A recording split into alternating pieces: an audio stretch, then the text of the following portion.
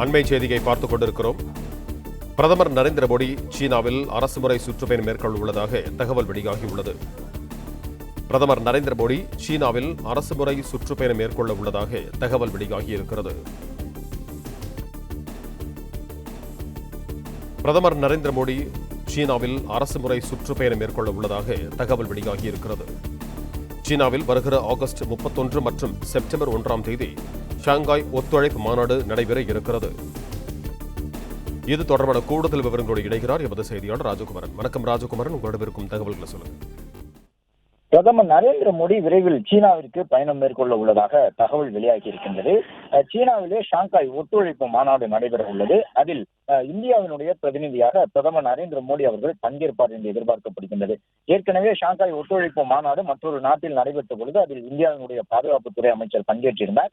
அந்த கூட்டத்திலே பாகிஸ்தான் இந்தியாவிற்குள் நடத்தியிருந்த அந்த பயங்கரவாத தாக்குதலுக்கு எதிர்ப்பு தெரிவித்து கண்டன தீர்மானம் நிறைவேற்ற வேண்டும் என்று வலியுறுத்தியிருந்தார். ஆனால் அதுபோன்ற தீர்மானத்தை அவர்கள் நிறைவேற்ற மறுத்த நிலையில் தான் பாதுகாப்புத்துறை அமைச்சர் அந்த கூட்டத்தை புறக்கணித்து வந்திருந்தார். இந்த நிலையில் சீனாவிலேயே இந்த ஷாங்காய் ஒத்துழைப்பு மாநாடு விரைவில் நடைபெற உள்ளது. அதில் பிரதமர் நரேந்திர மோடி பங்கேற்க இருக்கின்றார். அதன்படி ஆகஸ்ட் 31 மற்றும் செப்டம்பர் 1 ஆகிய தேதிகளிலே இந்த ஷாங்காய் ஒத்துழைப்பு மாநாடு நடைபெறும் என்று எதிர்பார்க்கப்படுகின்றது. இந்த மாநாட்டில் பங்கேற்பதற்காகத்தான் சீனாவிற்கு பிரதமர் நரேந்திர மோடி தன்னுடைய சுற்றுப்பயணத்தை மேற்கொள்ள இருக்கின்றார். பிரதமர் நரேந்திர மோடி சீனாவில் மேற்கொள்ள உள்ள இந்த அரசுமுறை சுற்றுப்பயணத்திலே பல்வேறு முக்கியத்துவம் வாய்ந்த சில ஒப்பந்தங்கள் கையெழுத்தாவதற்கான சூழல் இருப்பதாகவும் பார்க்கப்படுகின்றது. ஏனென்றால் அமெரிக்கா தற்பொழுது இந்தியாவிற்கு எதிராக மட்டுமல்ல சீனாவிற்கு எதிராகவும் செயல்பட்டுக் கொண்டிருக்கின்றது. அதே நேரம் சீனாவை பொறுத்தவரை பாகிஸ்தானை பயன்படுத்தி இந்தியாவிற்கு எதிரான சில செயல்களுக்கு ஊக்கமளித்து வருவதாக சர்வதேச அளவில் பார்க்கப்படுகின்றது. இந்த நேரத்தில் தான் சீனாவிற்கும் பல தருணங்களில் இந்தியாவின் தயவு தேவைப்படக்கூடிய நிலையில் இந்த பயணத்தை பிரதமர் நரேந்திர மோடி அவர்கள் மேற்கொள்வார் என்று எதிர்பார்க்கப்படுகின்றது.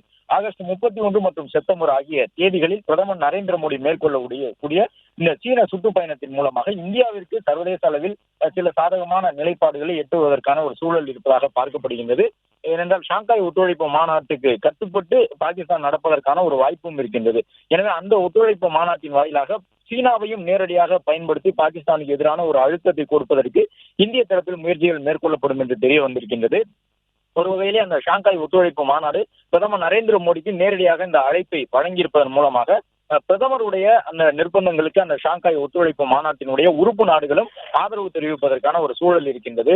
துருக்கி உள்ளிட்ட நாடுகள் கூட அந்த ஒத்துழைப்பு கூட்டமைப்பிலே பார்வையாளர்களாக இருக்கின்றார்கள்.